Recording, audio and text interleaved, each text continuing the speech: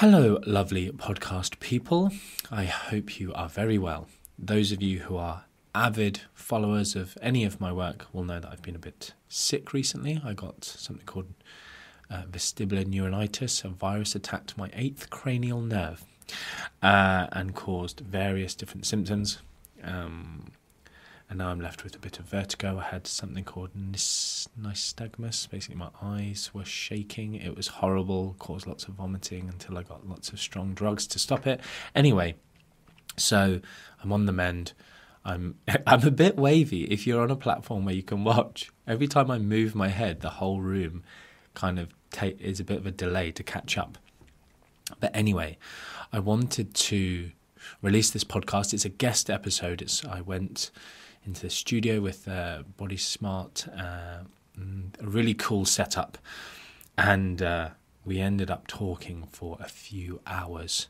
I think I had about an hour slot, and I think we went on 3 hours. But the edited version, they got it down to about 2.5 hours.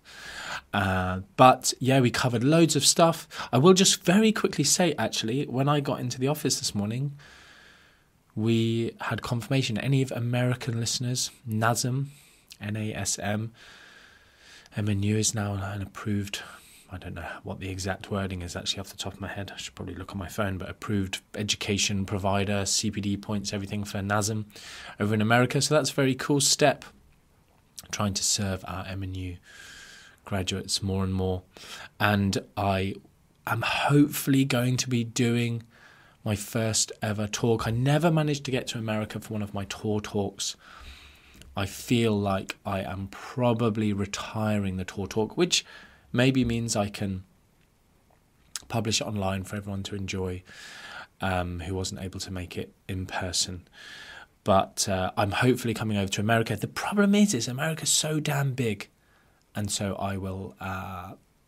I'm struggling to know where to go. I thought Vegas, and then we can just all go there for a cool party. But then one of my biggest I have a big following in and around California by the looks of it, based on all the stats. And then a bit around Texas and Arizona, and then a load around, I guess, the East Coast, the one closest to the UK, up and down there. So it's difficult because picking a date, getting enough people there to make it, so that I'm basically not coming over.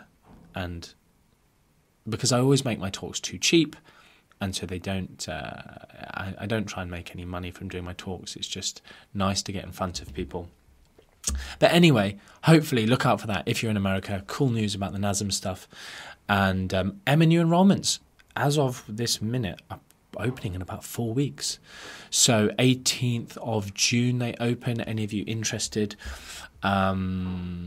We are doing tutor calls. So if you're someone who's on the fence about it, do let us know.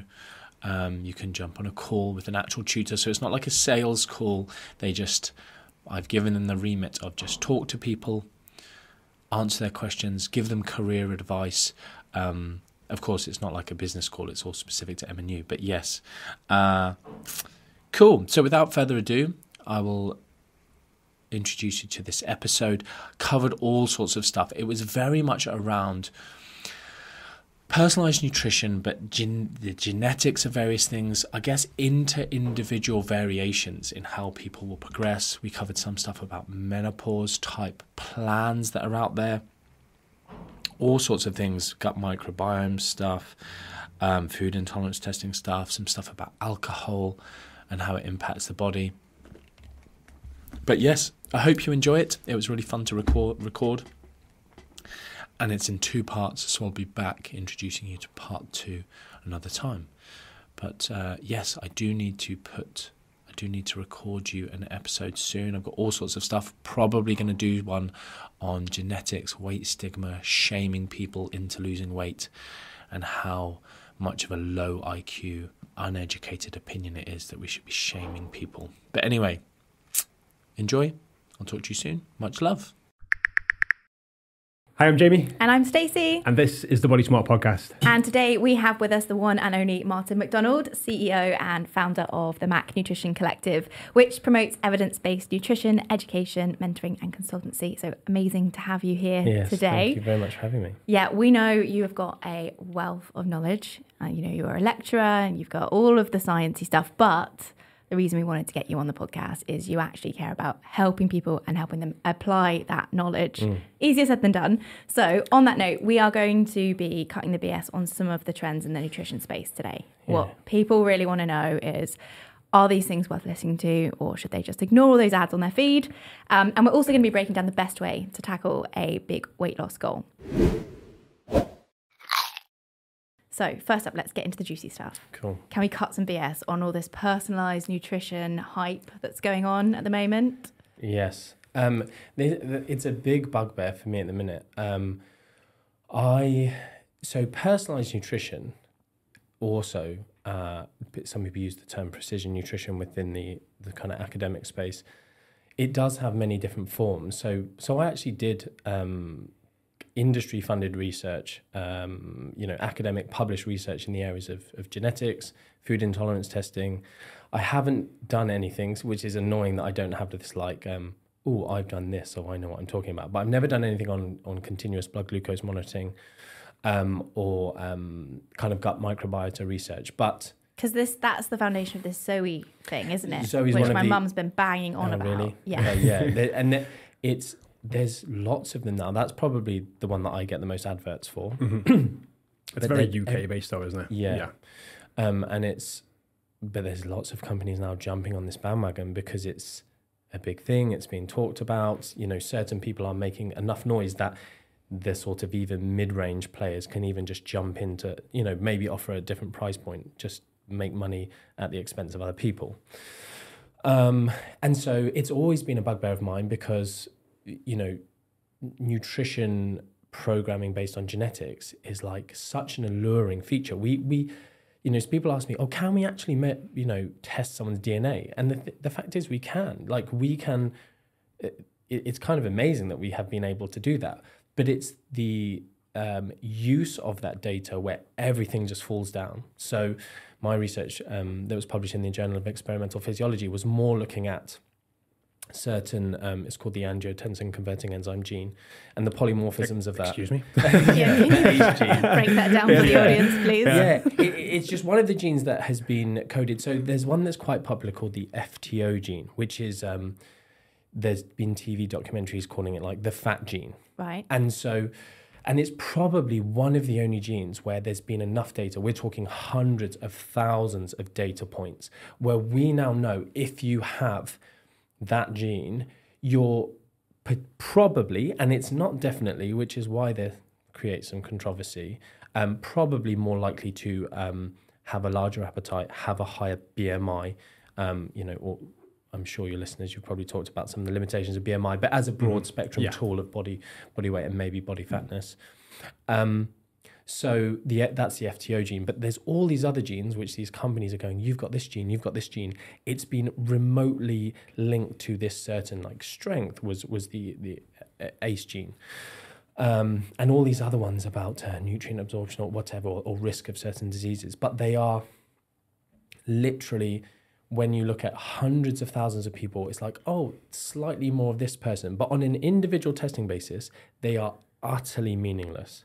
So then, we come back to something that's even more unknown, like the gut microbiota. And even the people selling these things, I haven't done this because I've just been too busy, but they'll literally say on a podcast like this, in this setup, being into it, they'll go, there's so much we don't know, for every food, these changes in our gut microbiota, there's tens of thousands of bioactive components we don't know. And then on another podcast, they're going, we test, send us your... Are you allowed to swear on this podcast? Go wild. They don't actually swear. They send us a fecal sample. We're just like, send me your poo in a pot. It's like, I make these slightly mean jokes like, have they just got this fetish that because they're not doing any good for anyone. Yeah.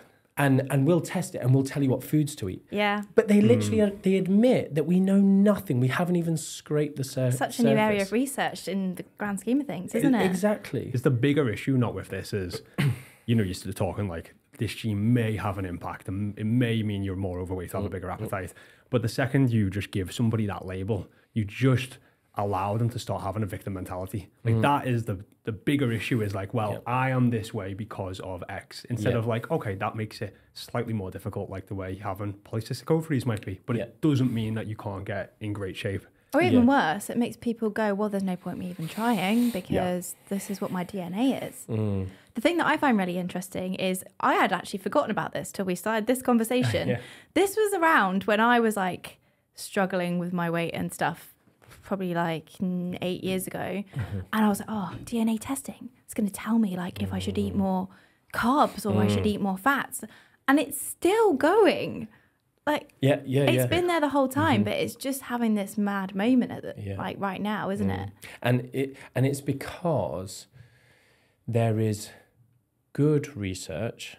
Can I say that? Yeah, it's good research and being done that's starting to give us clues, a bit like the gut microbiota research gave us some clues. We now, the thing I can probably categorically say is your gut microbiota probably plays a really big role in your health. And that's it. It's like, cool.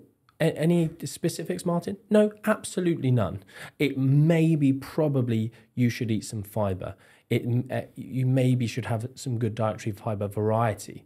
So the research is that inconclusive. It genuinely that inconclusive. And the top researchers who have no financial conflicts of interest will say the exact same. But a few who are just selling out for fame or money or I don't know what, or have just become too, I don't know, invested in their own voice. They have just gone off the deep end and you know, it's this is where we get this personalized nutrition craze and people going around. So the new good research is in continuous glucose monitoring. And it's super interesting. And it's this great new biotechnology, which is exciting. Like for scientists, it's exciting. For all of us, it's exciting that maybe one day, like I would love it. That's why I chose to do my research in DNA, because I was like, how cool would it be if you could go, this will make adherence easier for you based on you doing DNA. That's the dream. But we are literally decades. I mean, you never know these days because of this AI. Like the exponential curve is so crazy now. But we used to be at least 20, 30 years away from doing anything. But we're still not there. So it's exciting that we're getting this big data pool. But the thing I would say is, if you buy one into these programs, what you are doing is you are paying someone else to be a data point in their study. You are not paying for them to tell you what to eat and to get better. And they admit this behind closed doors. So there was a recent conference in Paris, and one of the key researchers within these programs essentially said, this is so exciting. And for researchers to have so much data, because it's hard to get subjects. Like, it was the worst thing for me about doing research was just getting people into the lab to do certain things. It's tough. So if you find a way to get people to pay you to do your research and provide these data points, I mean, that they're laughing. So they're excited about the pool of data they can create. The problem is they're lying to people. They're telling you that if you wear this monitor, we'll put it into this algorithm. And this is what they admitted. They admitted, we don't really know what... We know what we're putting into the algorithm, we're into this AI. We don't know what it does with it. Like, what an admission in front of dozens and dozens and dozens of your academic peers. Like, people were just like shaking their head in the room, like, what are you, how dare you admit that you do not know what the computer is doing with that information? Because it's been created by tech nerds, AI nerds, whatever.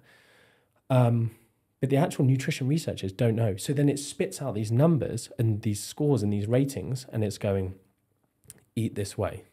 And the problem is it's really creating a carb-phobic, essentially, mentality. It's the same... Of just like never raise your blood sugar. Exactly. Yeah. And so you get different scores, and they're not necessarily demonizing particular foods, but they are going, this food is worse than this food. So Dr. Megan Rossi, I don't know if you're aware of her, but like great, I think she's King's College London. She's called the Gut Health Doctor on Instagram maybe, but does loads of stuff on the gut and some great research. And but she also does a lot of kind of Instagram. We had her speak at a conference, but she did a post recently and she went Apple, and then I think she had, say, like KFC or something. And she goes, which of these would you say is healthier for you? And it's just like, it's kind of obvious. I mean, it's also slightly debatable, right? Like which is healthy and for what exactly, right? But if we can all just go, one's an apple and one's a deep fried chicken and we don't fully know what's in it, but whatever. She goes, which of these will affect your blood glucose more? Okay, this one. And basically went on, very simply to just explain, if we get blood glucose centric of like demonizing this thing of like a normal blood glucose response, which you get to loads and loads of like lentils. Like lentils taste like ass, right? Like, and not the good kind of ass. Oh, really? Okay. Well, that says something about you. I won't go there. But they, or chickpeas, like 100 grams of chickpeas will raise your blood glucose to a level that in these things will be like, oh, risky, you probably should have had a bowl of broccoli before your chickpeas. Like, oh my goodness, if we're demonizing something as lame as chickpeas, lame from a taste perspective. I like this. Jeez, you have got an interesting palate. But, these insanely healthful foods, something seriously wrong. Yeah. I think you've got a really good episode on like insulin spikes on your Not Another Nutrition podcast. And I thought what was really interesting in there, you were saying about like protein spikes your blood glucose. Yeah, and blood insulin. Yeah. Everything has an impact, and just because it has an impact doesn't mean it's bad. Yeah. And that's another good point. I'm sorry I keep bringing it back to the gut microbiota stuff. But there's loads of things like weight loss dramatically, significantly impacts your gut microbiota. We don't know whether that's a good thing, whether that's a bad thing, whether that's a neutral thing. It's just a thing. Mm-hmm. We might guess that it's a good thing because it moves someone's gut microbiota from what we typically see in maybe an overweight population to a leaner population. But it doesn't necessarily, because in my opinion, or I've got this hypothesis that I like saying out loud because one day I'll be able to look. Do you know who Gary Vee is? Oh yeah. You know how he got such a cool media. And it's like, I said this, and then like 10 years later, I want one day, like I've got a few of them, but we don't have the clips necessarily. Yeah. But I like saying this out loud, that there's something called metabolic adaptation. So as you lose body fat, body weight, your body reacts in a certain way to maybe try and stop you losing weight. We might call this like an evolutionary protective mechanism. Like a survival mechanism. Exactly. Our appetite goes up to varying degrees based on the individual. Our non-exercise activity, thermogenesis, our metabolism goes down, stuff like that. And our gut microbiota changes. Now, I think there's something called energy harvest. So we taking the energy from food, it varies based on different foods, and loads of these idiots in the personalized nutrition world who are like, oh, calorie counting is rubbish, it's wrong, it's nonsense, and it's like, oh my goodness, like you're such an idiot for saying something so, like, it's not perfect, but it's not nonsense. Like, it's not, you can't say something that has helped so many thousands of people and is our best method. Like, you find something better, then call it nonsense. But you can't just go because it's imperfect, it's nonsense. It's also a very solid principle. Like, it might not be refined, but the principle's good. Yeah, it at least follows the energy balance and so within, my opinion is that, so there's this energy harvest, and so we know that, say, almonds and stuff like this, calorie labels are wrong, and we might harvest 36 or 33% of the less calories than are reported on a label of almonds. But it's like, unless you're an almondarian, like, really, is that completely it's not going to make that much of a difference. Like, you're eating 200 calories, like, what are we talking here, like 50 odd calories. So this energy harvest, I think, and this is based on, I guess, some of my own anecdotal experience, but also what we see is maybe our body's becoming more efficient at harvesting the energy from our food. So if anyone's ever done a bulk or they're a hard gainer, they start over consuming. What happens to their bowel movement frequency? Goes up a lot. The more you eat. There are, sadly, I mean, imagine this being your PhD, but essentially measuring the energy content of feces. So Wow. that is, but people do this, and the energy content of your fecal matter changes. And so if you are able to absorb more of that, you're in a worse off situation if you're someone who wants to lose weight. So I think in years to come, this will be something that will be measured, and we'll be seeing that one of the areas of metabolic adaptation is, you know what, you lower your calories and actually just start being better at taking the calories from the food that still remains in your diet. So you think you've removed 500, you've only removed 250, whatever. And it does follow though, just to go on to what you were saying about, increased bowel movements when you increase your food. How many clients have we had who say, oh, I'm really struggling with going to the loo. But yes, they're eating maybe less food. But maybe that's part of it as well. Our body slows everything down because we need to get more out of this little bit of food that we're getting. Let's give it some more time. With your metabolic adaptation as well, and this is one thing that people throw it round, but it's also like not measurable really either. Like for some people, they could go into a deficit and a week later, like severely hungry, maybe their non-exercise has gone down massively. And for other people, it's 6 months and they've been losing weight every week. Yeah. And there's not really a measurable test of how much of a difference that makes person to person either. Yeah, that is really difficult. Whenever we teach this as part of our malnutrition uni course, I will always preface it by saying, so we'll give them like case studies of clients and I'll say, okay, we're going to assume this person has a 17% metabolic adaptation, and then we'll do the maths of it, and just to get people some understanding of how much of a difference this does make to people. And, if you're saying, oh, my client might be non-adherent, they don't seem to be losing weight, they say they're sticking to it, well, have you taken into account that there can be these changes? And something that I'll always get the question, even though I've prefaced it, saying, so how do we know the metabolic adaptation in the client that in real life? And I'm like, you don't. Like, we know from the research the kind of figures we might see, like a common one thrown around it as a relatively top end common would be, say, 20% metabolic adaptation. But we don't know on a client-to-client basis. And people sometimes, I'm going to go and do some metabolic testing and test my metabolic rate. But it's like, again, you've just got this big issue of, well, how did you take the stairs today? Did you walk? How many steps did you? Like, there's so many dynamic things. And that's what makes it so hard to measure, because you'll also have someone start a new plan and they'll peak in motivation and they'll see results for a couple of weeks, even maybe a month or two, but then that kind of drops off. They feel better. They've been consistent. I've been really good for the last 6 weeks. Maybe I'll just skip that workout. Maybe I won't take the stairs, as you said. So in a coach's perspective, you could be like, or maybe they'll have a metabolic adaptation, or maybe they're just not tracking the food as accurately or not taking the stairs because they've got a little bit more complacent, which is very normal.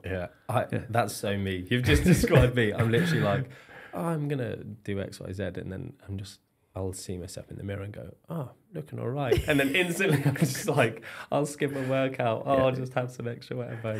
That's so me. I'm and so me. on that though, on the Zoe and the blood glucose thing, just because you said, it feels like it's making us become carb phobic, and that feels like a real step backwards, because I feel like there's been the Atkins diet and then the ketogenic diet, and there's been a lot of carb fear for so long. And then I feel like If It Fits Your Macros came along and everyone was like, eat, like it kind of went too far, to be honest. Like, just like eat whatever you want. Yeah, exactly. But now this again feels like another step backwards of like, Jesus, like if you want to eat an ice cream, it's like, yes, it's going to spike your blood sugar, but like it's not going to kill you or give you like chronic illnesses either.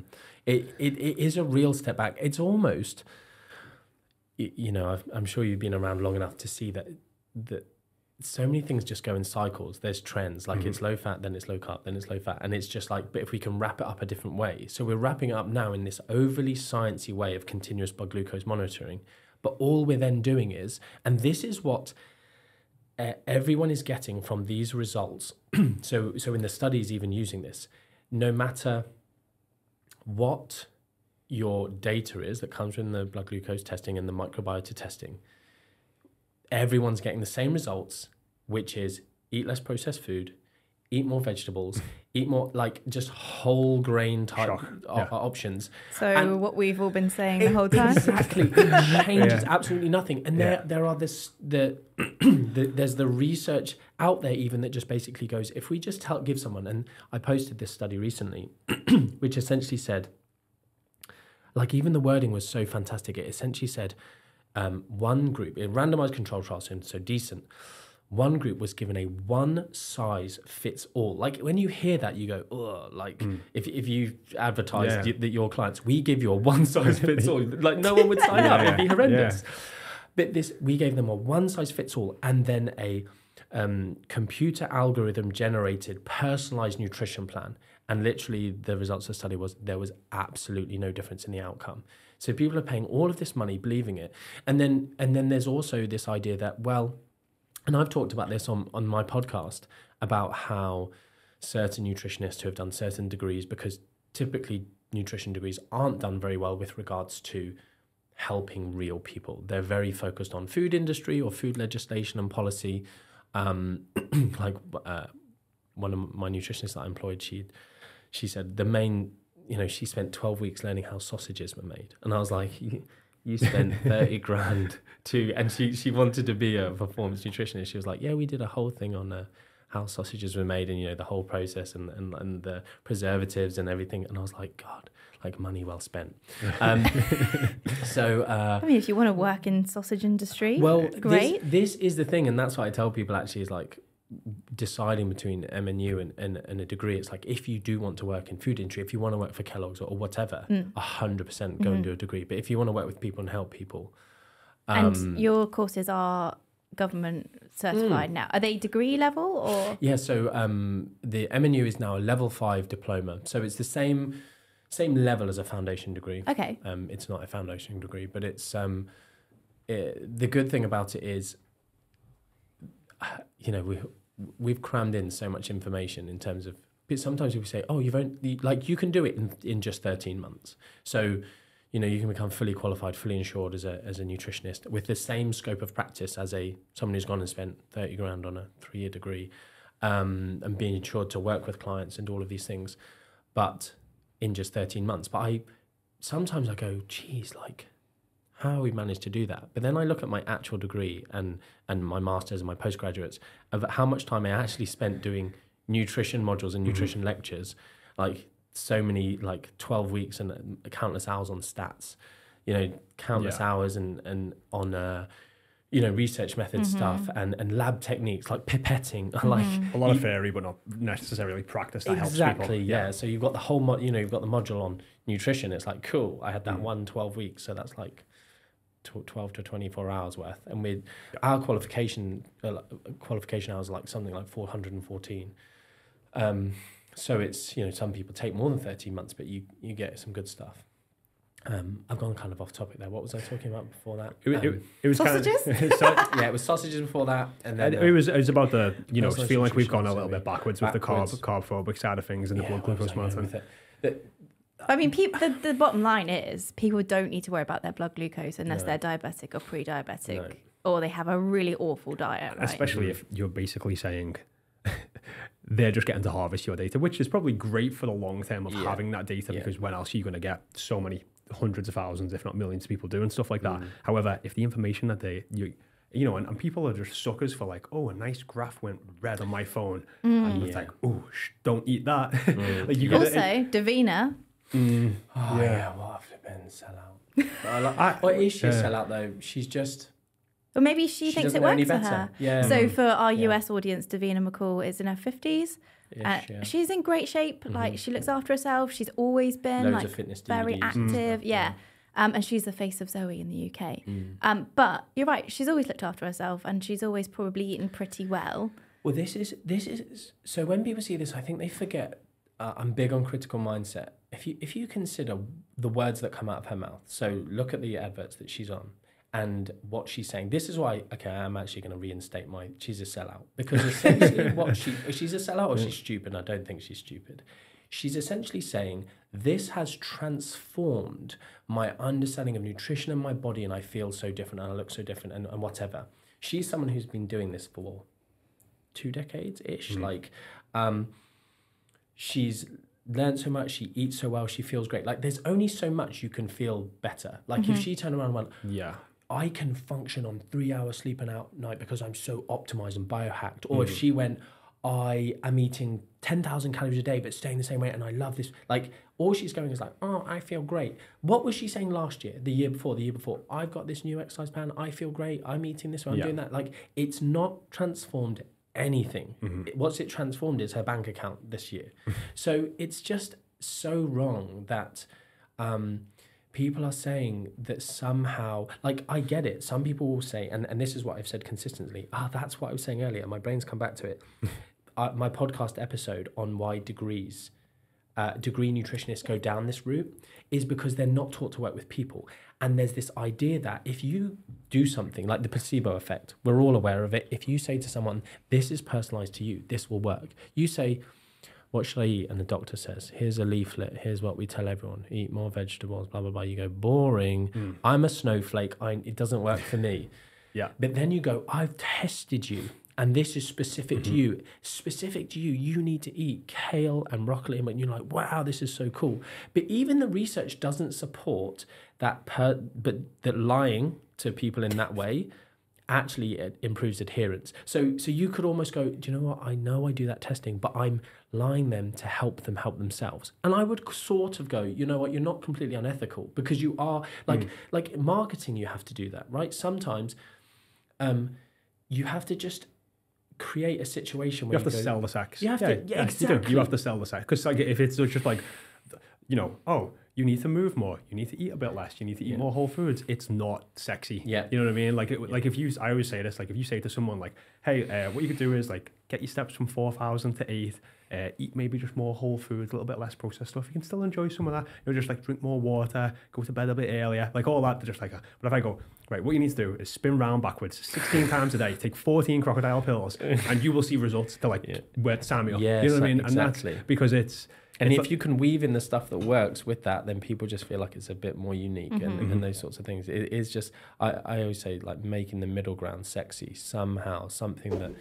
Sorry to interrupt, just a quick ask. If you are enjoying this podcast, we do ask if you would go and hit that subscribe button, because our goal is to be able to help all of you guys become body smart. And the way we can do that is by getting better guests on, more experts. And the bigger this podcast gets, the more guests we can get on here. And that's another thing, sorry to mention it, but like in MNU, we talk about like there's consultation skills, motivational interviewing techniques. There are things that you can do so that you don't just go, everyone should eat vegetables. Like there are ways you can make someone feel heard and make them feel like a snowflake whilst giving them advice that isn't based on their DNA, based on their blood glucose, based on these things, but it's for them and heard by them. Like I'll be delivering lectures and I will say something that is just so obvious and plain, and then someone will put their hand up and ask a question. Well, with my son Jimmy, he is a footballer and he blah, blah, and they'll just ask the exact same question that I've just explained. So what should he do? But they literally want me to put it in like, okay, for a 19-year-old, like it's the same, but they just want it to be told to them to answer their question, to really, okay, I get it, thank you. Another thing just on the continuous blood glucose monitoring thing, for your listeners to understand, because I get that I'm just another voice in this space. Why? So people will use this appeal to authority, this logical fallacy of, well, Professor Tim Spector, he's this A-rated scientist. This is his area of research. How dare you question him? It's like his qualifications are irrelevant to the conversation. I'm not saying, sometimes people go, oh, Martin, you're not as jacked as him, so he must know more about protein. We were saying about this before, weren't we? It's like a ridiculous thing in the health space of like how in shape you are can almost quantify that. Absolute joke. Yeah. So the same thing, qualifications, they are utterly meaningless. Everyone should just argue based on the data. So whenever I criticize these people, it comes back, who are you to say this? He lectured me. He this, he that, he's got this many cited research. I'm like, I don't care. Try and challenge anything I've said that proves that he is talking absolute crap. And they can't. And because all I'm doing, I'm just a messenger of people far more qualified, far more intelligent, far more well-versed than me. I'm just going, here's a paper by Tim's peers, people who are referencing this, and look at what the data says. They don't have conflicts of interest. They're not getting a payday out of saying certain things. And a paper got published fairly recently, and it was actually, I was just on my phone before we logged on because I wanted to just be able to say the name of the first author. I believe it's, well, I know it's Professor Kevin Hall's lab. I don't know if he's the first author, but they have literally just published a paper which is like the death of CGM as far as I'm concerned. So, sorry, can you explain CGM? Continuous glucose monitoring. Right, yeah. So these stupid little patches that people stick on their arm. And they did 2 unbelievably cool studies that basically killed the insulin hypothesis, the whole carbs make you fat hypothesis. And their second study was processed versus unprocessed food. And again, it was such another amazing study in terms of there was so many controls within the study that, I mean, it blew my mind because they basically controlled for it was both of these are metabolic board studies, so like mega big bucks expensive to you control everything. You're basically locking people up and telling them what them to. Yeah, it's so very hard to do with nutrition. Yeah, very hard. So hard. Yeah. And they controlled for protein, fiber, or all the macronutrients, salt. They even like rating of palatability. So the processed and unprocessed were rated as the same rating of palatability. So it was like the difference between maybe a fast food burger, but then they just had like an actual steak with some very unprocessed kind of grain based on the side, and so everything was matched. And they still found that people were gaining body fat and eating more calories on the a highly ultra processed food diet. And so it led to lots of understanding of that. For instance, the speed of the ability to eat the food really impacted this thing. There was some liquid calories within the more processed, and kind of everyone seems to be on the same page with regards to liquid calories, especially kind of sugar sweetened beverages and stuff like that. That if you're someone who maybe wants to lose body fat or struggles with your weight kind of maintenance, they're probably not a good option. So anyway, these 2 epic studies, within their studies, they used this continuous glucose monitoring as kind of just a measure to measure stuff. Cool. So they've gone back and taken like so many data points, and not just these crappy Zoe data points where you just got some random person doing the study themselves, telling you that they ate those foods and logging an app, and you're just using this as all of your data. Like that's a big flaw in what they're doing. This is, we sat someone down, we put the exact meal in front of them. If they left a crumb, we weighed that. We know exactly what they did. And they also provided the exact same meals. The other cool thing about this study is studies don't often do this. They did a whole photo, like recipe menu of all the meals people ate. So you can like literally go and look. It's like, I know it's a bit geeky, but being able to actually see this is how the study was conducted. Those are the exact meals, all of the branded foods, everything. It's just cool. So they've gone back and looked at that data, and they've published it, and it just shows that one of the premises of this whole monitoring your blood glucose, because one thing you said earlier, actually, Jamie, about some of this stuff, that testing a negative effect. One thing that is happening that is really bad out of this year, it's kind of the stuff you said about the fear and stuff. People are now, there's been a spike in food fear because people are seeing postprandial, so after eating, blood glucose spikes that they're deeming to, I think I'm diabetic, I think I'm pre-diabetic. Yeah. Have you seen this? It's become a thing. And you don't need to worry about what like is happening in that moment after. It's an absolutely natural phenomenon of eating food. So that's one of the big negative impacts. But one of the premises of this CGM, this glucose monitoring, is that the difference between these different foods between individuals. So because you said about ice cream earlier, right? And I will never forget this. I'm pretty sure it's Tim Spector who said this. Essentially by measuring the blood glucose response. So we all like glycemic index. Carrots have a really high glycemic index because of the way glycemic index done is a bit dumb. You have to eat tons of carrots because you need to get 100 grams of glucose from carrots, and then you compare that against 100 grams of glucose. So it's an insane weight of carrots. Crazy way. But then something like ice cream, which also is then combined with some fat, will because of what's called gastric emptying, the rate that we are emptying the glucose from our stomach, because it's calorie limited. So if you put anything with carbs, they will, if you sort of think of it like going from a big pipe into a little pipe, and then you pour two things in, some sand and some rocks. The sand will go in slower because you pour the rocks in at the same time. That's a super quick analogy. So basically, if you eat ice cream, in most people, your blood glucose response will be lower with ice cream. So essentially, he said, for some people, ice cream actually might be better for weight loss.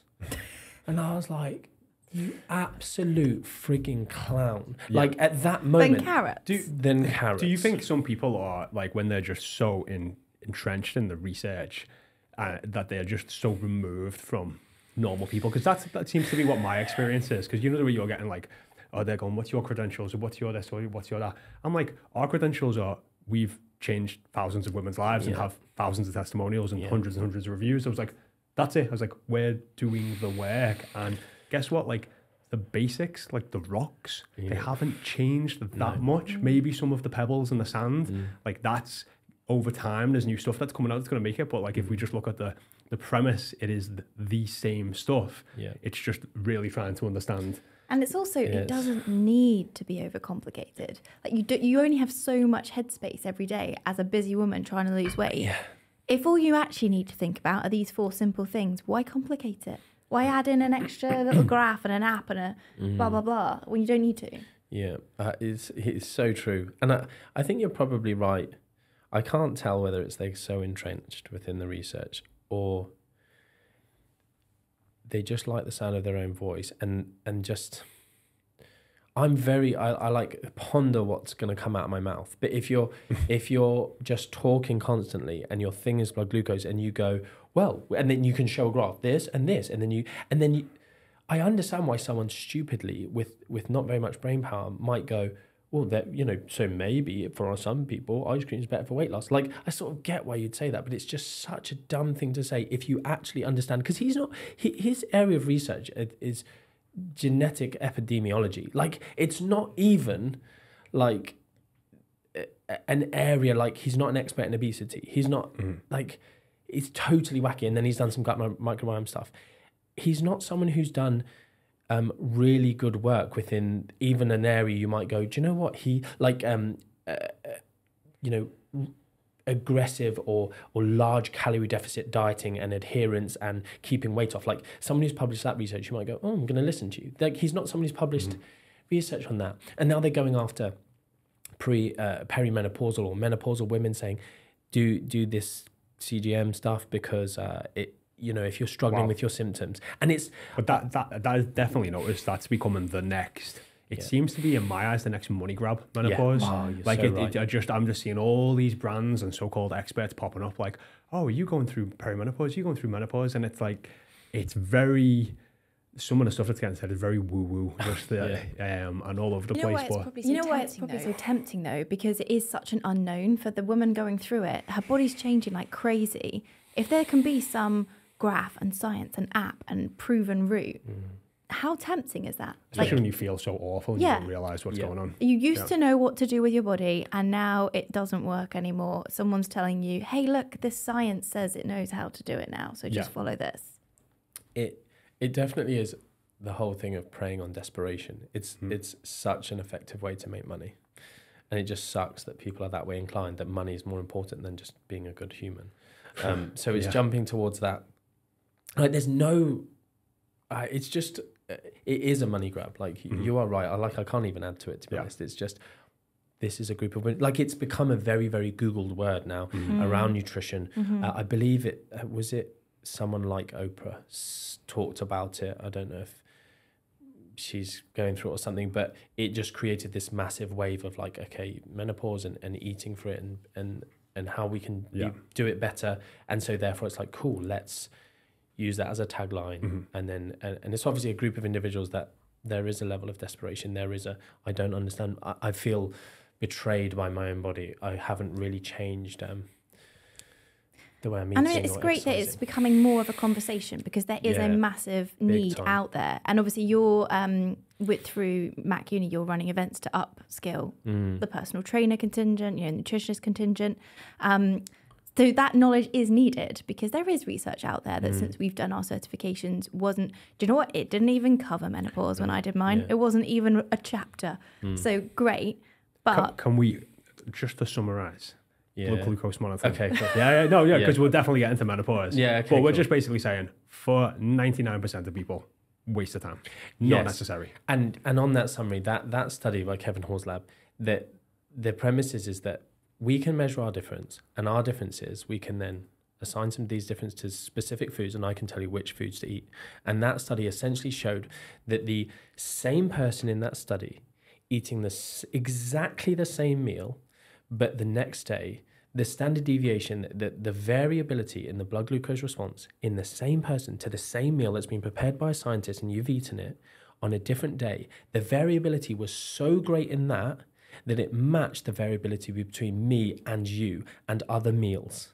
So it's killed it. It's pointless. Yeah. Like I've got 2 posts to do on social media this week. Probably when you release this, they'll be out. So people can go check those out. It's just killed it. It's dead in the water. Do not waste your money unless you want to give money to charity. That's some people's back pocket, but giving money to science of the future. Yeah. But it's not helping you. Don't do it. Yeah. So good summary on that one. Yeah, really good. Menopause. Right. I mean, like, menopause is obviously something that all women will go through. Just the way, and I always like to bring this up on the podcast, just like the way all men will go through, men will have a male menopause, which I think is probably going to be the next money grab to come, and it kind of is in America. Like it's already trending, isn't it? TRT is huge in the States. It's not so big in the UK, but it's the wave is coming. Yeah. But when it comes to perimenopause and menopause, it's like that untapped market of, well, it's the change, or we don't talk about it, or it's this. And a lot of women, do start to go through it and can have symptoms of perimenopause 7-8 years, maybe 7 or 8 years, sometimes even longer. So they're just like, they don't really know. It's like, oh, I've had a bad night's sleep, or I'm feeling like this, or is it that? What is your general advice around menopause? Yeah. So we've got this conference in November, which we've called the Menstrual Cycle and Menopause Conference. Very original. And my goal with that has been so we're bringing in real experts, so people who have done the research in these areas, so that they're practitioners, researchers, academics, because unfortunately, at the minute, I feel like one of the best things we can do is really just supporting people not to be misled, because we have this it's just this scarcity of information we can do to help people specifically. So people are sort of saying, menopause, you shouldn't. I mean, it's the myths that are so disempowering. Like, don't eat fruit because you're at this age, because of you will become insulin resistant. You should not eat any fruit. And like, just there's this now list. You Google it, and there'll be these rules that even you guys with your non-menopausal clients, these same rules that are just fear-mongering, ruin people's relationship with food. I know, like, one of the things that you said we might talk about is like around, what if someone wants to get healthy or do this, like what are the things they should do? And like the first thing that just popped into my head, which I feel is a bit cliche, but it's like that whole thing about improving your relationship with food because of the mathematical impacts that can have on, and we can discuss that. But so this is what's happening. People's relationships are getting screwed because they're being just fed these lies, which might help in the short term with something.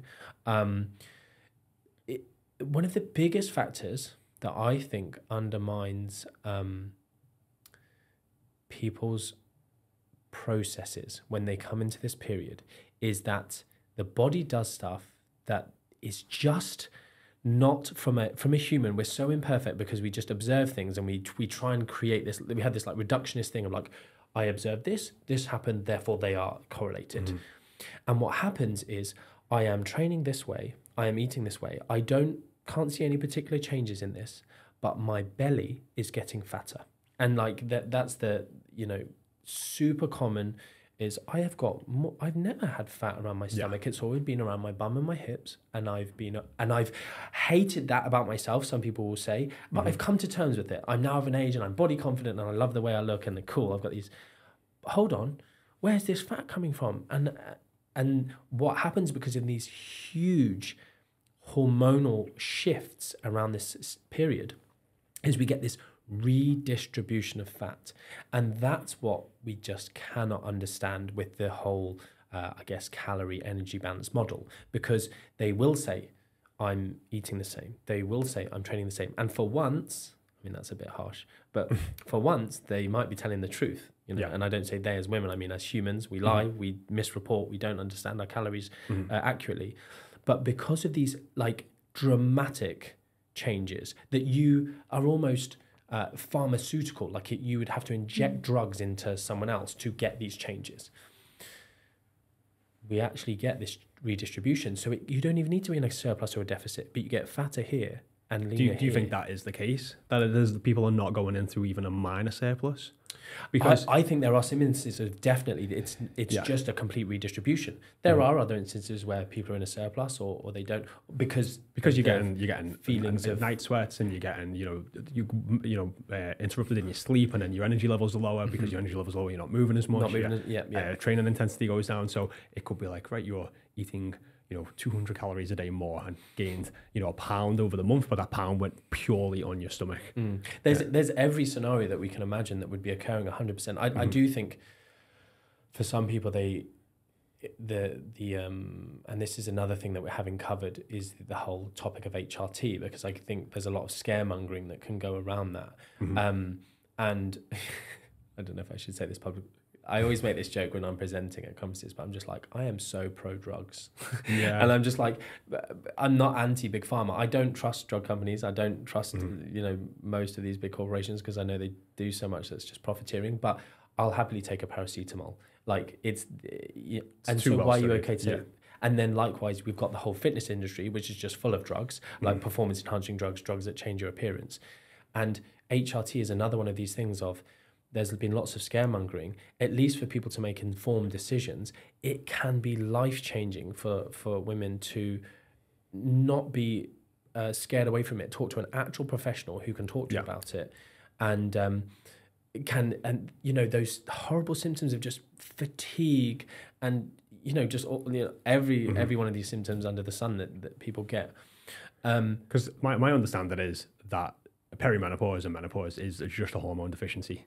Like that is in essence what is going on. So if you are able to take HRT in the proper doses, you can in essence get back to feeling normal again. Yeah, it's because you mentioned TRT as well. It's just that funny thing of, you kind of just turn yourself back a few years. Like the whole anti-aging clinics in America, it just seems such a big thing. I've always said like, I want to make enough money so that when I get to a certain age, I can just kind of anti-age myself with all of the hormones that turn me back into a 30-year-old.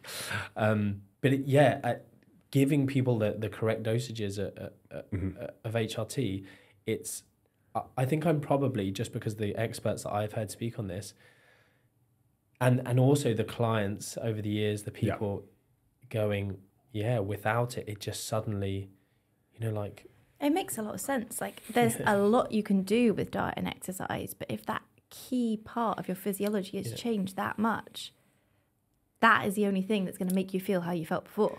Yeah, and thank you for saying that, because it's diet and exercise. We can almost get a bit too pro diet and exercise, like it cures everything. It can change anything. Like there's an area of nutrition called nutritional therapy. Nutritional therapists typically are wackos. They can tell you what special supplements and special herbs to take that will cure any ailment. They're in the UK, nutritional therapists typically were trained by something called the Institute of Optimum Nutrition. And, the founder of that, Patrick Holford, was, I read his book when I was like 15, and it was like 10,000 milligrams of vitamin C to cure cancer. And it just like like he's a proper whack job, and he's the forefather. Yeah. And, there's nutritional therapists have gone through MNU and, have changed, and they're now evidence-based and this sort of stuff. But typically it's supplements galore and that sort of stuff. But it's this belief that we can just cure everything through nutrition exercise. Like it's not possible, sadly. And so with this situation of drugs are seriously powerful, and modern medicine, like some people go, you should age gracefully. Cool, like 100%. Like I'm someone who's just like live and let live. If you want to, but I don't want to age gracefully. And there's lots of people out there who'll go, I want to go out with a bang. Like I want to just be feeling young and great for as long as possible. So, you know, like I made a joke when I was doing just a little bit of perimenopause. I was delivering a lecture and I just sort of drop in vaginal dryness because everyone just sort of goes, oh, he's really going to go there. And it's just like that thing of like libido is such a big thing. It's like, what's how much of your life are you going to, do you want to sacrifice? Because, Exactly. you know, they are some of the things that are taboo and not spoken about. Yeah. But like, do you really want to sacrifice that? Like, Yeah. is that, you know, and it's, I think the difficult part, and it's the same with how much you struggle with losing weight, how much you struggle getting in shape, it's just relative to the person. So someone could go through perimenopause and menopause and they could just deal with it. They could be okay. It might be not great, but they might be. But someone could go through and it could be hell. Yeah. It could be the worst thing ever. It could affect their sex life, their relationship, their personal life, professional life, everything. And it's like, so it's just varying degrees, and it's no judgment for what the choices people decide to take. But yeah, I'm in that sense, you know, pro-drug, pro-supplement, as well as being pro-nutrition, pro-health, you know, all of those side of things. Because for me, I want to have a high quality of life when I'm sure you feel the same, but like when I'm like 60, 70, 80, I still want to be able to run around, kick a ball, lift weights, you know. But also let's just not forget that menopause isn't 60, 70, 80. Like, Oh, no. Imagine feeling like, Yeah. I'm now this fatigued, tired, unsexy person and I'm 40. Yeah, Like, or having it's terrifying, but that's like a few years away or from having me. a hysterectomy and Yeah. So, you know, if there are things that you can almost have like a buffet of, right, I'm going to improve my diet, I'm going to do this, I'm going to do that, I'm going to take some HRT, why wouldn't you? But sometimes doing all of those things, the training, the nutrition, can all just feel like so much of a weight, can feel so hard that sometimes people have to take the HRT to feel okay, to then it creates a positive feedback loop. In that sense. Feeling yourself in that sense. And I think it's that thing is within nutrition and exercise research and what we see the beneficial effects are. So, for instance, mental health is another one in terms of like the benefits we might see with diet and exercise. But the benefits really are just across the board. They're not necessarily specific to menopause. They're not specific to mental health. They are just these things that no matter where you are, whether you are with or without HRT, you know, where your kind of neurotransmitters are working or, you know, you're medicated or not, exercise will always make you feel better, like wherever you are on that continuum of your current feeling. And so adding that in to other kind of a multidisciplinary team of, I'm going to get my doctor to help me, I'm going to get my nutritionist to help me, my personal trainer, like they're all useful things to do. But it's important not to over-egg maybe something like nutrition in menopause, going, if you know, increase your soy intake, or if you take, you know, evening primrose oil, it will fix you. It will fix your night sweats, or, you know. But it's the same thing we were saying, like make someone fearful of what they're going through, or talk to the fear and then present them the solution while they're going through something that feels really painful. It's like it's easy to market to in that sense. And unfortunately, like most of these businesses and marketers don't have souls in that sense. It's just like, hey, this is a great way of lining my pockets, and it's a new... It's also attractive if you think, well, Martin and Stacey and Jamie are saying I've got to diet and exercise and take HRT and look after my blood sugar and not drink alcohol, or I could take evening primrose oil. Think I'll do that, please. Yeah, that's certainly a big factor in people do want the quick route, don't they? And I think, not to jump back to it, but some of those testing things, it's like, it must be something else. There must be an easier way. That like, I've tried diet and exercise, it hasn't worked. There must be something. Oh, that's 100% why I was looking at the DNA thing in like 2015, because I was like, I must be broken. There must be something up with my DNA, and if I just get this test, it will tell me to eat sweet potato for breakfast, and that will be the thing. And I know I'm not supposed to be interviewing you, but what did change? Like, as in, you thought you were broken, something wasn't working. What was your light bulb? I did actually genuinely cut out some foods that were causing me like a serious discomfort, digestive discomfort. I really can't tolerate eggs and dairy very well, and I was eating a high protein diet. Right, with those in. Felt awful most of the time. But I also genuinely stopped having like superfoods just because they were good for me, and don't worry about the quantity. And I started actually looking at my calorie intake. A bit like avocados on a special bread and right. this, that, and the other, and it's just like, oh yeah, this is healthy. But it's and I started strength training. Cool. Yeah. But it was a slow process, and I went through all of the possibilities of my hormones being out, or my gut, I had leaky gut, or needed to eat for my blood type, or I need to do a cleanse. I had apple cider vinegar for like however many weeks. Do you know you said about like your hashtag cut the BS? Yeah. Those are loads of the things that I just sort of like, these would be good things to talk about. All those things you've just mentioned. Like I often talk about people trying to fix people's hormones, or and there's one other thing, because I touched on this earlier about and because you've brought it up, the whole food intolerance testing thing. So that I did industry funded research in this area, and it never got published because we basically showed it was BS. And I've got on my Instagram like a highlight reel where I go through all of the different types of intolerance testing and how there's lots of different types and none of them work. And so sometimes I'll get people saying to me, and I think I'm very good and clear at explaining it, but they still come to me and say this, but I'm not saying intolerances don't exist. I'm saying there's no way to test your specific intolerances. And so and sadly, the most evidence-based and effective method is an elimination diet. Like a FODMAP Or diet. or like just anything of like what, with you obviously knew it was like eggs or like maybe I just did like an elimination diet and figured things out. So which is really the only way. Yeah.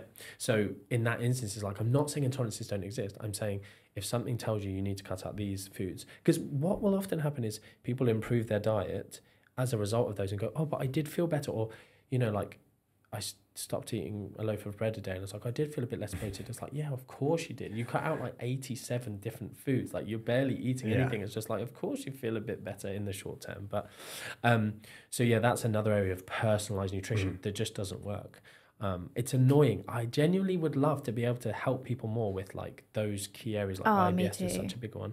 It's like life-changing when I think the FODMAP research had only just come out around that time. And so for those listening, that's a type of sugar that your body can't break down very easily in some people. And so it was all relatively new, but I thought I'll give it a go. Turns out, that was my problem. Okay, but it wasn't something you could get a test for or whatever. Yeah. And I've actually said to so many clients who've had similar symptoms, like, just try this, like go on the Monash website, download the app, follow their guidance. And it just changes people's lives because you go from like feeling just awful and completely out of control. Like you eat a meal that you think is healthy and then you blow up like a balloon and you have no idea why, to suddenly having that control. Like you have the choice. If you really like that food, eat it. But you know what's going to happen. Yeah. So it's a choice. Yeah, informed choice is a good one. Yeah, I agree. That's cool. Yeah. One of the other things that gets banded around a lot at the moment I'm seeing is that I want you to cut the BS on. Alcohol shuts down your metabolic pathways. Tell me. Yeah, funny one. Like you not heard this one? No, not. I mean, I've heard lots of different things. I posted because I'm like to party. I'm not actually a that just made me want to sing the Venga Bus. I don't actually particularly like the taste of any alcohol, but I like to drink it when I'm out, but I'm not a social drinker, like a daily drinker. But so I have no skin in the game. So often when people go, you can drink alcohol, and it's just like, you'll get people commenting saying, oh, look at you trying to justify your habits, blah, blah. And I'm like, it's not my habit. Like, I don't drink alcohol. I'm not in love with alcohol. You know, a bit like people who drink coffee. You're a coffee drinker. Yeah. You love your coffee. I'm not addicted or anything. Okay. No. So a lot of people are just so addicted to coffee. Yeah. Are you addicted? Are you being sarcastic? No. Oh, I mean, you are. You're not one of these coffee snobs. I just feel like I'm not a coffee. We just met. I don't know if you're doing deadpan. I did just have a chamomile tea. Okay, cool. I had 3 actually today. Okay. Yeah. You're addicted to chamomile. You've got issues. No, so I did a post. I took my staff on a retreat. It was like marking exams, and we went to Mexico, and obviously like loads of cocktails, whatever. And so just a picture of me looking lean, drinking alcohol. And it was like, you can lose fat and drink alcohol. And just at such a simple factual statement, you'd think it would be, yeah, cool, whatever. Stop saying boring stuff, Martin. But the controversy, and it was just like, yeah, maybe you can, but the hormonal impact that's going to have, the increases in the aromatase enzyme that will cause, conversion of testosterone. Oh wow! To estrogen. People really want to get into it. This is, the difference in your audience on social media. Well, I've got everyone on there. There's to get someone on there just going, bro, you just don't want it enough. You're weak. This is what I had the other day, actually. It's just like, you got a weak mindset. You're telling people they can eat these junk foods. That's because you're weak and you're encouraging a weak mindset. Have some discipline, will you? I was like, mate. Just like, he's amazing. Anyway, so, this comes from a place of, I guess, a shred of truth in that when you consume alcohol, your body needs to preferentially burn off that energy. The problem is if you say that, it's exactly the same thing as saying like, you should eat butter rather than eating. We'll go back to your favorite chickpeas because the body will preferentially burn off chickpeas over butter. All it's doing is the body has fuel switches, and insulin is one of these things that gets bandied around as this like fuel switch of if you have too much sugar in your blood, we need to burn it and store it. So we release insulin, and your body reacts appropriately to that situation. So you drink alcohol. Some people will say, if you drink alcohol, actually I did see one that was like, it shuts you down for like 36 hours. Yeah. Your other multiple was it Eddie sources. Abu? Have you seen he's like really going off on one at the minute. Yeah, so you won't be able to use your other metabolic pathways for 36 to 48 hours. Yeah. So it sounded like BS to me. No, yeah. So you can go and the studies have done this, and you can literally look at the substrate utilization data. So you don't switch off anything else completely. Like, that's absolutely ridiculous, because if you did that, you probably people would end up with like diabetic retinopathy. Like, people would just be going blind left, right and center, because any carbohydrates you had whilst you were consuming alcohol would just be like, you'd skyrocket glucose levels. Like, I'm kind of going maybe being a bit extreme with this, but if that was the case, 36 hours of not being able to get rid of sugar from your blood, like, you'd probably die. Yeah. You know what gets diabetic shock or something. You know what gets me fat when I drink? The fact that I have 4 pints, 6 margaritas, a pizza at the end of the night, and then a McDonald's the next morning, and probably about 10,000 calories in 2 days. Yeah, exactly. That's what I'm like, oh, I feel that in the love handles a little bit. You know what I mean? And it's like, it's the bad decisions and the fact that, like we said just earlier, liquid calories, probably not one of the best things to have on a weight loss journey. Never mind liquid calories that also influence your behavior to make not the best decisions. Well, that's the two things that are the unsexy truths, right? Like, that is the best two things that you could say. That is the impact of alcohol, liquid calories, and disinhibition. Yeah, like, those are the two things. And maybe another one is like certain foods, there's like a incomplete dietary compensation for their consumption of those calories. So we can compare things like whole fruit versus liquid fruit, like fruit juice, and there's less of a compensatory effect of reducing your appetite when you have the juice. So this is maybe why liquid calories. And then we go to something like alcohol, when it's just like lots of calories. Again, it's just like, how many pints of a soft drink, Coca-Cola, would you drink? Like, you'd never have 10. But some people would have 10 pints. Yeah. Like, yeah. But people will drink 10 pints of I mean, not me, I think. Yeah. It's disgusting. But even still, like, people will drink a lot of cocktails. And they're just full of sugar, even just full of gin. alcohol. Yeah. And I also think for our US audience that maybe they don't drink as much as us, because I remember when we first got US coaches. Alcohol? Yeah. Really? Well, you remember when... Depends on Miami. Yeah. Okay. Well, I would just say, oh God, I mean, I'm just going to say, I just don't think Americans can drink as well as people as well. Yeah. But when I'm... There we go. I'm going to get some like drinking challenges now, and I'm just not into that. But typically... We've put it out there now. Yeah. Well. I actually, so I don't seem to suffer from hangovers. And I did my world tour in 2019, And it's just this superpower. Like I've never been a big drinker, so you'd think I'd be a lightweight. And I did this tour, and I basically woke up one day in my 30s and I suddenly wouldn't get hangovers. So I would do these tour dates, and it's kind of like my birthday every time, right? There's like 50 people at an after party. Everyone wants to buy me a shot. So that's 50 shots, or like not necessarily, but and I just wake up and I'm fine. And I don't know how I did it. Then I started thinking, am I fooling myself in that much? And so I MyFitnessPal'd a few nights and then showed it to all my staff, and they were like, I would be hospitalized if that was me.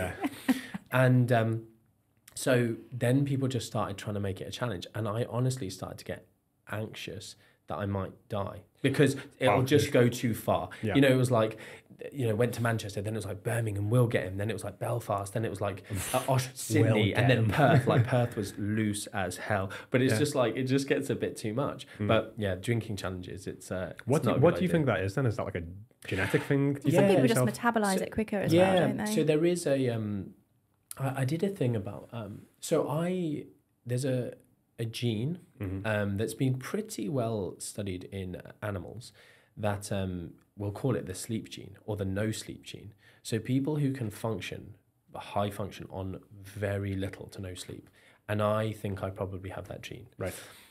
One of the huge... Not jealous at all. Yeah, it's such a bizarre thing. Like I got to the point where I was really abusing it because I'm not sure... There's no data on it, obviously, whether or not you... So it has been studied in humans, and so it does seem to be apparent in humans. I started to abuse it because I could just work and work and work and work. You're a business owner, you're an entrepreneur. Yeah. So I was doing, I did a week on 16 hours sleep, and just, it was phenomenal what I got done. But then there's this whole thing of like, sleep is so important, probably, but maybe it's not important for me. But I'm just like, I don't want to age quicker just because I'm achieving a bit more in the short term. Like I'm very much the proponent of the sort of ideology of enjoy the process. Like the end goal is never cool. Like it's boring. When you achieve something, it's boring. It was the process you should fall in love with. So I'm like, I don't need to achieve everything by tomorrow. So maybe I'll start sleeping a bit more. But so one of the things with hangovers is sleep is such a huge... Like alcohol helps you get to sleep, but the actual quality in the REM sleep is screwed. So you feel like crap.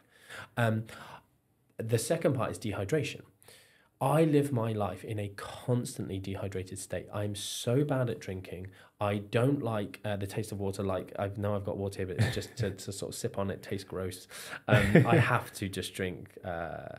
squash and like monsters. Really? I just do not do water really. But I'm also just poor. Like my thirst doesn't really switch on. Then there's research now, which actually was done by my friend, I don't know if he's a professor now, but Lewis James. And they showed that you could actually get better. And so this is performance nutrition for athletes, but essentially you can train yourself to perform better in a dehydrated state. So you can train yourself to be better at being dehydrated and functioning well. And so I live like a camel, let's call it. And so I then drink alcohol, and it's like, oh, cool, you're dehydrated. This is normal. Yeah. So I can do without sleep. I can do without water. And then the other thing is just, I guess, people feeling sick and stuff, and like that just for whatever reason I don't really feel sick, and I don't get the headaches probably because I'm always dehydrated, so that's not having that. So for me, it's probably the only other thing then is formaldehyde is the sort of toxin that people talk about, and then I think you mentioned this about sort of processing that. Maybe then I have something good there as well. But I haven't had this my whole life, so I don't know what has happened. That's interesting. Well, maybe it was that training you did on the dehydration front. yeah, just doing that. But anyway, I mean, that would be amazing, though, like, because there's all that stuff with like CRISPR and genetic editing in the future. Imagine they could take, that'd be like the ultimate party gene, wouldn't it? You know what I mean? You could just... It's probably not good, though. No, it wouldn't, because people would just go on benders for days. I mean, you've got like a natural limitation. That was Perth. That was Perth. But going back to your question about fat loss and that sort of stuff, it is just the calories and behavior. It's the behavior. Yeah. And people, when you get this thing about, how much do you drink? And, if someone said, I'm drinking a litre of Coca-Cola every night, they probably question that. But when someone goes, I'm having a couple of pints a night, we've had clients going, Sarah, our head of nutrition, Amount Nutrition, she had one client who was like, I probably in the week I maybe have maybe a bottle of wine in the evening, and on weekdays, and then at the weekend I'll really drink. And I'm like, a bottle of wine a night. To herself. Himself. Oh. Yeah. To himself. It's three large glasses. People 3 large glasses of wine is a bottle. Yeah. So it's just like, oh, that's nothing, is it? And I'm like, a bottle of wine. And then, but then it was the whole thing of, and then I really drink on the weekends. And I'm like, what? And so anyway, in that instance, she actually had some really good therapy, counselling-based discussions with him of maybe actually there was something more. It wasn't just his health and his nutrition. Maybe there was some sort of substance issue there, and she changed his life. But people will easily count the calories of that and the behaviours and the disinhibition. It's phenomenal.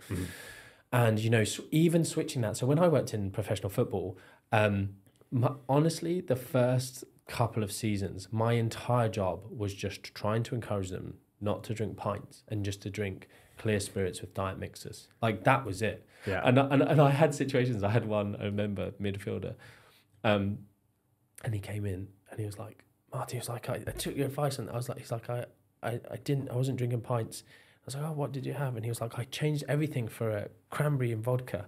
And I was like, oh, okay. And again, this is somebody typically struggle with body composition and stuff. And I was like, yeah, I should have been more clear. And so, yeah, it's that whole thing of, a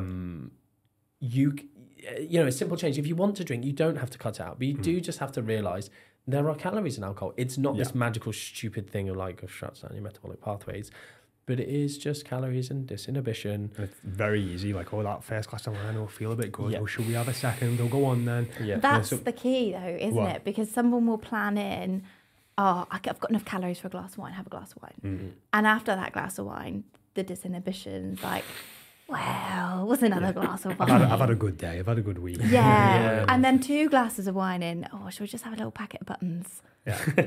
And there's 500-600 calories, if that. If you turn to a takeaway or something more, there's 1,500, and it's quickly right. But alcohol, I think we can all agree, is not the devil. No, and it doesn't need to be off the cards. No, you can absolutely categorically have it within a fat loss phase, and I do think if it cannot be a centerpiece of your nutrition life, it's really helpful. It's really helpful if it's not, can I fit into my nutrition program a glass of wine every night? You can, but it's just going to make everything harder. Yeah. What's the point? Especially when you're trying to lose weight. Yeah. And also, if we look at healthful habits, is that something you want to continue for the rest of your life, having a glass of wine every night? Yeah.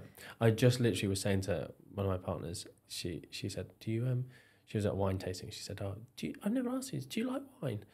And I was like, no, not particularly. She was like, do you just drink spirits?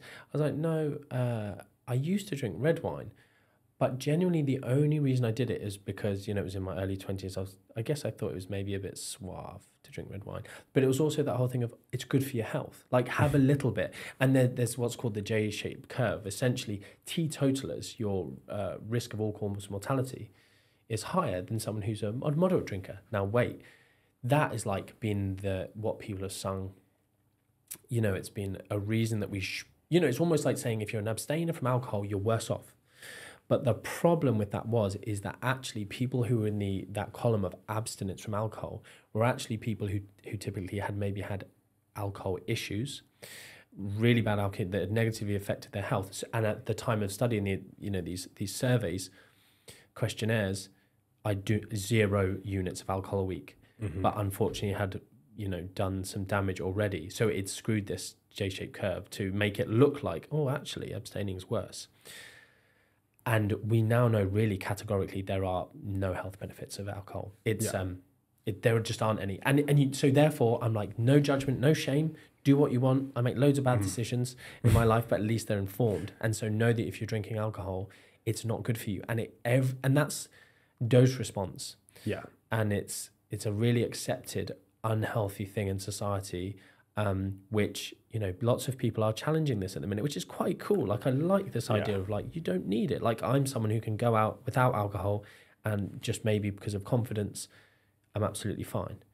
But other people, it's it's become a very accepted. If you don't drink, oh, have you got problems? Oh, Yeah. it's like, no, just I think don't it's drink. becoming a lot more normalised though. So you go places and they have a selection of alcohol-free options now, whereas even 2 years ago that wasn't a thing. No. But it is weird that you'll go to the airport at 6 o'clock in the morning and there'll be people sat there Having a pint. Because it's holiday, Jamie, it's holiday. Or just because they're going on a plane. Yeah. No, but I mean, like, even just like when people are doing like normal day-to-day travel, and like that's like socially accepted. Yeah. Like if someone was there just like sniffing coke off the table, you'd be a bit like, whoa, it's a bit early for that. Yeah, You know what I mean? But and like, that's just a legality thing. It's not like it's it is, you know, so it is strange in that side of things. It's so accepted. Yeah. We could go down a whole different road here, but it is just one of the things that it's on your front there. Like a friend sort of said, her mum would very much be like, if she came in smashed and she had lost her phone and this, that, and the other, her mum would be like, oh, you know, what you like. I almost said her name there. That would have been bad. But if she was doing drugs, that you know, she was completely coherent. She wasn't hungover. She hadn't lost anything. Her mum would be like, that's terrible, sort of thing. But it's like, it's just such a socially accepted thing that has such. Someone I follow on social media, he had a alcohol-free wedding, but everyone at the wedding was given a little packet of MDMA, and he got so much hate. And he's like multi-millionaire, super intelligent, and he said, how many family weddings have been ruined by alcohol? How many fights, how many bad decisions have been made? I guarantee you my wedding was the most blissful, loving, this, that, and the other wedding. And I was like, that's so cool. Like, I do just like people being themselves unashamedly. Like, I'm very much that way. You know, while MDMA is not sort of my thing, I'm like, that's cool. That, and of course, they weren't pressuring anyone to do it. It's like, it was just a choice.